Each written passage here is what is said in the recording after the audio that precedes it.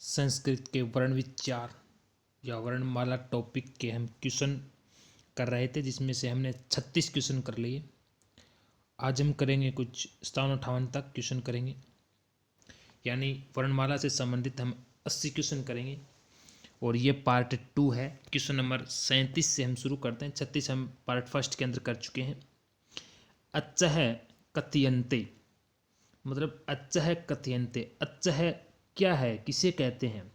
तो दोस्तों ये जो अच्छः है, जब आपको सूत्र माहेश्वरी सूत्र बताए गए थे, माहेश्वरी सूत्र 14 बताए गए थे, जिसमें से सूत्र संख्या 1 और सूत्र संख्या 4, यहाँ पे जो ए है, ए ई ऊन रील रिक ए ओंग ऐ औच, ये जो चौथा है ऐ औच, इसका अंतिम च और पहले वाले का ए, इसके दोनों के बीच में जितने भी वर्ण आते हैं वो सभी के सभी स्वर होते हैं। सभी के सभी क्या होते हैं? स्वर होते हैं। इसका मतलब अच प्रत्याहार है, और अच प्रत्याहार के अंतर्गत क्या आते हैं? स्वर आते हैं, जिनकी संख्या होती है 9, और इसे हम बोलते हैं 9 अच बोलते हैं। क्या बोलते हैं? 9 अच बोलते हैं दोस्तों, यानी ये स्वर हैं। क्या है? स्वर हैं। तो हमारा राइट आंसर जो हो जाएगा वो हो जाएगा बी। क्वेश्चन नंबर 38, उदित वर्णा संति, उदित वर्ण किन्हें कहते हैं? तो दोस्तों जो स्पर्श वर्ण होते हैं, स्पर्श वर्ण कैसे मैं तक, काद्यो माउसाना स्पर्शः, जो स्पर्श वर्ण होते हैं कैसे मैं तक, जिनकी संख्या होती है 25, उन्हें वर्गीय वर्ण कहते हैं। क्योंकि कैसे मैं तक जो 5 वर्ग है, इनके सभी वर्ण जो होते हैं, तो इसलिए उन्हें वर्गीय वर्ण भी कहते हैं, और उन्हें उदित वर्ण भी कहते हैं। उदित वर्ण मतलब कु चू टू तू पू, कु का मतलब हुआ कै वर्ग, चू का मतलब हुआ च वर्ग, इस तरह से। तो इसका राइट आंसर जो होगा वो होगा बी। उसके बाद क्वेश्चन नंबर 39, उच्चारण दृष्टया असमूहित वर्णो अस्ति, उच्चारण दृष्टि से असमूहित वर्ण कौन सा है? इनमें से उच्चारण दृष्टि से असमूहित वर्ण कौन सा है? अब यहाँ पे देखिए, ये जो घ है, ये क्या है? कंठय वर्ण है। अक्कू है विसर्जनीय नाम कंठ है, तो ये घ यानी कै वर्ग, तो कंठ वर्ग है कंठय वर्ग है। और ये जो ए है दिखाई दे रहा है, ए के साथ विसर्ग है, तो ए के साथ विसर्ग है, तो विसर्ग का उच्चारण स्थान भी क्या होता है? कंठ होता है। तो ये भी क्या है? कंठ। तो ये सभी, इन सभी का उच्चारण स्थान क्या है? कंठ। लेकिन ये जो आपको दिख रहा है अंग, इसका उच्चारण स्थान कंठ नहीं है, ये क्या है? अनुस्वार है, और अनुस्वार का उच्चारण स्थान क्या होता है? विसर्ग। तो दोस्तों यहाँ पे राइट आंसर हो जाएगा 4, ये असमूहित है, ये इनसे अलग है। क्वेश्चन नंबर 40, मूर्धन्य स वर्णस्यो उच्चारण स्थानम वर्तते, ये जो स है इनको मूर्धन्य, ये कौन सा स है? मूर्धन्य स है। ऋतु रसाना मूर्धा, तो ये क्या है? उसका उच्चारण स्थान क्या हो जाएगा? मूर्धा। 41, उपधमानीय वर्ण से उच्चारण स्थानम वर्तते, उपधमानीय वर्ण का उच्चारण स्थान क्या होता है? तो उपूपधमानीय ओष्टौ, उपूपधमानीय नाम ओष्टौ, उपूपधमानीय, उपधमानीय जो वर्ण होते हैं उनका उच्चारण स्थान क्या होता है? ओष्टौ, ओष्ट होता है। तो यहाँ पे हो जाएगा 3 नंबर। उसके बाद क्वेश्चन नंबर 42, कस्य वर्णस्य उच्चारण स्थान मूर्धा अस्ति, किस वर्ण का उच्चारण स्थान मूर्धा होता है? किस वर्ण का उच्चारण स्थान मूर्धा होता है? तो ऋतु रसाना मूर्धा, यानी री ट वर्ग, और ये ढ जो आता है वो ट वर्ग में आता है, इसलिए ये ढ जो है उच्चारण स्थान क्या है? इसका मूर्धा है, क्योंकि ऋतु रसाना मूर्धुना ट वर्ग का उच्चारण स्थान मूर्धा होता है। क्वेश्चन नंबर 43, वकार से उच्चारण स्थानम वर्तते, तो वकार से दंतोष्टम, वकार, वकार मतलब वह का उच्चारण स्थान क्या होता है? तो वह का उच्चारण स्थान दंतोष्ट होता है। 44, माहेश्वर सूत्रेषु के वर्णा इत संज्ञका भवन्ति, माहेश्वर सूत्र के वर्णों की इत संज्ञा होती है। तो आद्या, आद्या मतलब प्रारंभ, अंत्या मिस अंत वाले, सर्व इन सभी की, को अपि मिस किसी की नहीं।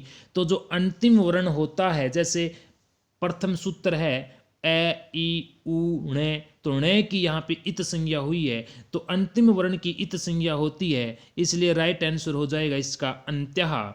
45, उच्चारण दृष्टा असंगत वर्ण अस्ति, उच्चारण दृष्टि से असंगत वर्ण कौन सा है? तो दोस्तों इसमें कोई भी असंगत वर्ण नहीं है, क्योंकि उपपदमानिया नाम ओष्ठौ, पै वर्ग के सभी वर्ण का उच्चारण स्थान ओष्ठ होता है, तो इन सभी का उच्चारण स्थान क्या है? ओष्ठौ है। तो यहाँ पे क्या हो जाएगा? न कोपी, और क्या हो जाएगा? न कोपी। उसके बाद है संस्कृते यम वर्णा मन्यन्ते, संस्कृते यम वर्णा मन्यन्ते। दोस्तों इसमें जो 45 क्वेश्चन है इसमें मैं भी हो सकता है, क्यों? क्योंकि ये ओष्ठवर्ण है, ये भी है, ये भी है, लेकिन मैं जो है ये पांचों वर्ण है, और पांचों वर्ण का उच्चारण स्थान जो होता है वो क्या होता है? नासिका भी होता है, क्योंकि ये द्विस्थानिक वर्ण होते हैं 10, तो इनका उच्चारण स्थान नासिका भी होता है अंतिम वर्ण का, लेकिन इन दोनों का ओष्ठव है तो ये नासिक भी है, इसका दो उच्चारण स्थान है, इसलिए द्विस्थानिक वर्ण है, तो हम इसका राइट आंसर यही मानेंगे। उसके बाद संस्कृते यम वर्णा मन्यन्ते, संस्कृत में यम वर्ण कितने माने जाते हैं? तो यम वर्णों की संख्या दोस्तों संस्कृत में कितनी होती है? 4 होती है। यम वर्ण कितने होते हैं? 4 होते हैं। कुम खुम गुम घुम, ये यम वर्ण है, कुम खुम गुम घुम, तो ये जो है 4 होते हैं इनकी संख्या। निम्नाकितेषु दुष्पृष्ट वर्णस्ति, दुष्पृष्ट वर्ण कौन सा है? तो दुष्पृष्ट वर्ण जो है वो ये आपको दिखाई दे रहा है, सोया हुआ आठा दिखाई दे रहा है, ले, ये क्या है? आपका दुष्पृष्ट वर्ण है। माहेश्वरी सूत्रेषु क वर्ण है द्वयो स्थानियो प्रयुक्त, माहेश्वरी सूत्र के कौन से वर्ण का 2 स्थान प्रयुक्त होते हैं? तो है वर्ण है वो 2 जगह प्रयुक्त होता है 2 सूत्रों में, एक होता है या वेरेट वहाँ पे है, और एक होता है हल वहाँ पे है, तो यहाँ पे है जो है वो 2 स्थानों पर आता है, एक सूत्र संख्या 5 और एक सूत्र संख्या 14 में। क्वेश्चन नंबर 49, प्रत्याहारा भवन्ति, प्रत्याहार होते हैं, तो प्रत्याहारों की संख्या कितनी होती है? 42। यदि 42 ऑप्शन में न हो तो प्रत्याहारों की संख्या मानेंगे हम 44, लेकिन यहाँ पर 42 ऑप्शन में है, द्विचत्वारिशत, तो राइट आंसर हो जाएगा डी। उष्म वर्णा भवन्ति, उष्म वर्ण होते हैं, तो उष्म वर्ण कौन से होते हैं? सल प्रत्याहार के वर्ण उष्म वर्ण होते हैं, से है, ये उष्म वर्ण होते हैं, ये महाप्राण होते हैं।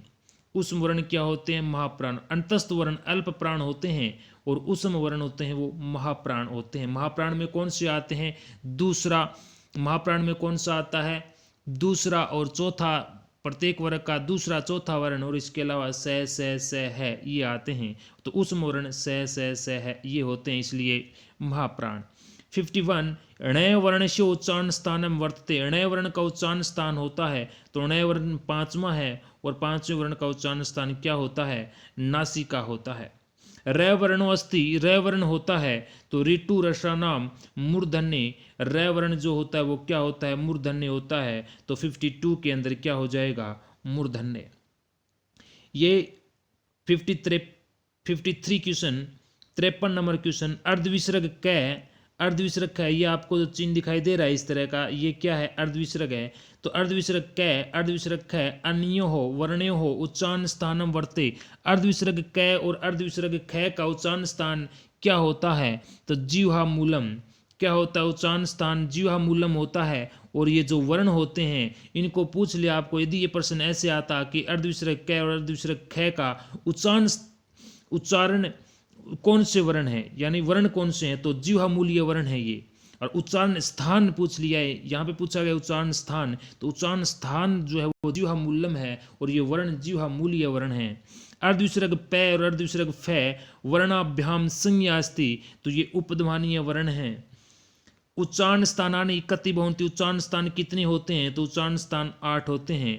क्वेश्चन नंबर 56, च वर्ण से शुद्ध वर्गीकरण अस्ति, च वर्ण का शुद्ध वर्गीकरण कीजिए, शुद्ध वर्गीकरण कौन सा है? तो च वर्ण स्पर्श वर्ण है, बिल्कुल, क्योंकि कैसे मैं तक स्पर्श वर्ण होते हैं, तो स्पर्श वर्ण है, तालवे इच्छु यशा नाम तालवे, बिल्कुल तालवे भी है। अल्प प्राण पहला तीसरा पांचवा, प्रत्येक वर्ग का पहला तीसरा पांचवा अल्प प्राण होता है, तो च पहला है तो इसका मतलब अल्प प्राण भी है। विवार श्वास अघोष, तो खर प्रत्याहार के वर्ण विवार श्वास अघोष होते हैं खर प्रत्याहार के, तो खर प्रत्याहार में प्रत्येक वर्ग का पहला दूसरा आता है, इसके अलावा यह वैरल आता है। तो यहाँ पे च है तो च पहला वर्ण है, इसका मतलब यह विवार श्वास अघोष भी है। तो राइट आंसर जो हो जाएगा हमारा वो हो जाएगा ए। राइट आंसर क्या हो जाएगा ए। क्वेश्चन नंबर 57 की बात करें, ठ वर्ण से उच्चारण ठ वर्ण से शुद्ध वर्गीकरण अस्ति, ठ वर्ण का शुद्ध वर्गीकरण कौन सा है? तो ठ वर्ण स्पर्श वर्ण, बिल्कुल कैसे मैं तक स्पर्श वर्ण होंगे, बिल्कुल सही है स्पर्श वर्ण होंगे, तो ये इसमें सभी में ऑप्शन में है। उसके बाद मूर्धन्य दिया है, तो बिल्कुल ठ वर्ग जो मूर्धन्य भी ऋतु रसाना मूर्धन्य। उसके बाद यहाँ पे दिया है विवार और यहाँ पे संवार विवार संवृत, तो देखते हैं कौन सा है। विवार में कौन सा आएगा? विवार श्वास और अघोष। तो विवार के अंदर आता है पहला, विवार के अंदर कौन सा आता है? पहला और दूसरा। तो ये पहला ट टमाटर ठ ठटेरा कौन सा है दोस्तों? ये ठ कौन सा है? दूसरा है। इसका मतलब विवार भी है श्वास भी है और अघोष भी है। जैसे हमें दूसरा दिखाई दिया तो विवार श्वास और अघोष हो गया। अल्प प्राण पहला तीसरा पांचवा अल्प प्राण भी होता है, पहला तीसरा पांचवा क्या होता है? अल्प प्राण भी होता है। लेकिन दोस्तों अल्प प्राण नहीं हो सकता क्योंकि ये दूसरा वर्ण है। क्या है? दूसरा वर्ण है। क्या है? दूसरा वर्ण है, इसलिए अल्प प्राण तो नहीं हो सकता। लेकिन हम बात करते हैं ऑप्शन नंबर 3 की, तो स्पर्श भी है, मूर्धन्य भी है, विवार भी है और श्वास भी है और अघोष भी है और महाप्राण भी है और स्पष्ट वर्ण भी है। बिल्कुल दोस्तों राइट आंसर जो होगा इसका 3 नंबर होगा, क्योंकि ये खर प्रत्याहार के वर्ण विवार श्वास अघोष होते हैं। तो दोस्तों इसका राइट आंसर जो होगा वो 3 नंबर होगा। ये 57 क्वेश्चन थे दोस्तों, हमने 57 क्वेश्चन कर लिए हैं और हम पूरे 80 क्वेश्चन करेंगे वर्ण विचार से संबंधित, और इन 80 क्वेश्चनों से बाहर एक क्वेश्चन भी नहीं जाएगा। ये इस 80 क्वेश्चन आप अच्छे सोच समझ कर लेना दोस्तों। वीडियो को लाइक करना, शेयर करना और चैनल को सब्सक्राइब करना न भूलें। कंप्लीट संस्कृत हम इस चैनल के माध्यम से करेंगे। Thank you.